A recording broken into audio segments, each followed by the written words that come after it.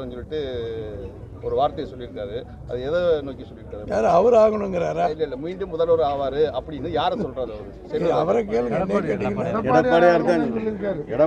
அதாவது மீண்டும் எடப்பாடியார் அப்படின்னு சொன்னாங்க. அது ஓகே. மீண்டும் முதலமைச்சர் ஆவார்னு சொல்லி இப்போ உள்ள கரண்ட் முதலமைச்சரை சொல்றவா? அப்படி ஒன்றும் பேர் சொல்றாங்க. செல்லூர் ராஜு சொல்றாருன்னா எங்க முதலமைச்சர் தான் சொல்லுவார். முன்னாள் முதலமைச்சர் எதிர்கட்சி தலைவர் அவர் தான் மீண்டும் முதலமைச்சர் ஆவார் சொல்றாங்க. வேற என்ன உங்களுக்கு சந்தேகம்? ஒரு வார்த்தை வராதனால மீண்டும் அப்படின்ற ஒரு வார்த்தையை வந்து சொன்னதுனால மீண்டும் இப்போ ஆட்சி செய்யறது வந்து ஸ்டாலின் ஆட்சி செய்யறதுனால அவங்க வந்து இப்போ சமூக வலைத்தளங்களில் மீண்டும் முதல்வர் ஸ்டாலின் வந்து வர்றதுக்கு அவர் வந்து சொல்லியிருக்காரு செல்லூராஜ் அப்படிங்கிற மாதிரியான ஒரு ஸ்லிப் ஆஃப் த டங், அதாவது வாய் தவறி அப்படி வர்றது, அது உங்களுக்கு ஒரு சான்ஸ் ஆகி போயிடுது. இது ஒரு கேள்வி கேட்குற மாதிரி அதெல்லாம் ஒன்றும் இல்லைங்க. யார் வாயிலும் அதிமுக வாயிலும் அப்படி வராது. அதிமுக வெற்றி வாய்ப்பு எப்படி இருக்குது? 100க்கு 100 வெற்றி வாய்ப்பு. 220 இடங்களுக்கு மேல் வெற்றி பெறுவோம். கூட்டணி வந்து பலப்படுத்துவோம் அப்படின்றீங்க. இப்போ பிஜேபியும் அதிமுகவும் இருக்குது. மற்ற பெரிய கட்சிகள் வரதுக்கான வாய்ப்புகள் இருக்குது. பெரிய கட்சி எங்களை விட பெரிய கட்சி யார் இருக்காங்க? அமைதியா இருங்க, எல்லாத்தையும் வெயிட் அண்ட் சீ. பலமான கூட்டணி அமைப்புன்னு தொடர்ந்து எடப்பாடியார் சொல்லிட்டு இருக்காரு. அது பலமான கூட்டணி வந்து இப்போ பிஜேபி இருக்குது, ஏடிஎம்கே இருக்குது. இது ரெண்டுமே பலம் சார். நீங்க ரெண்டுமே பலமானதுங்க. பிஜேபி தனியாக நினைச்சு, ஏடிஎம்கே தனியாக நினைச்சு 84 சீட்டில் அப்போவே நாங்கள் ஜெயிச்சிருக்கோம். ஏற்கனவே 75 எம்எல்ஏ நாங்கள் இருக்கிறோம். நீங்கள் கணக்கு எழுதி வச்சுங்க. 180 சீட்டுக்கு மேலே யாரும் வரலைனாலும் நாங்கள் ஜெயிப்போம். வந்தால் 220 சீட்டுக்கு மேலே ஜெயிப்போம். ஒரு பக்கம் விஜயனுடைய வளர்ச்சி வந்து மிக பிரமாண்டமாக இருந்துகிட்டு இருக்குது. அதை பற்றி என்ன நினைக்கிறீங்க?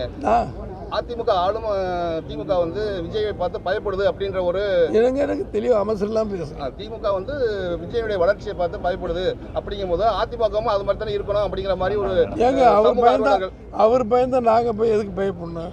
2வது இடம் யாருக்குன்னு போட்டி? அதிமுக முதலிடம். 2வது இடம் அவங்களுக்குள்ள போட்டி. சட்டமன்ற உறுப்பினர் வந்து விஜய் கட்சியில சேர்ந்திருக்கிறாங்க. கொஞ்சம் சவுண்டா பேசுங்க தம்பி. முன்னாள் சட்டமன்ற உறுப்பினர் வந்து விஜய் பேருங்க பேரு ஏசிடி பிரபாகர்.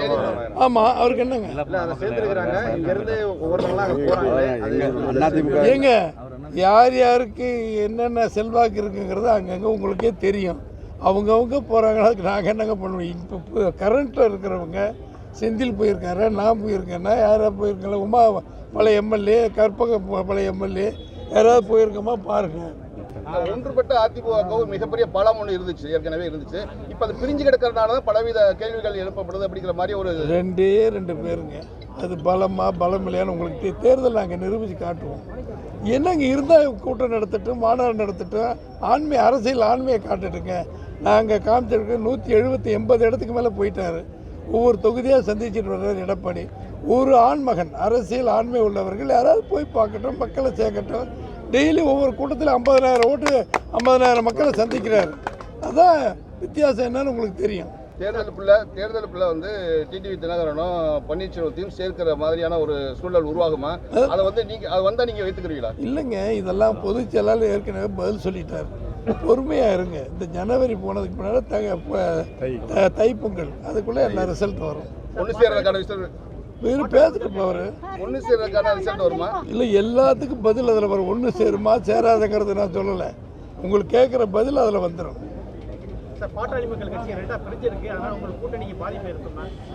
ரெண்டாக பிரிஞ்சாவே பாதிப்பு ஏற்பட தானே செய்யும்.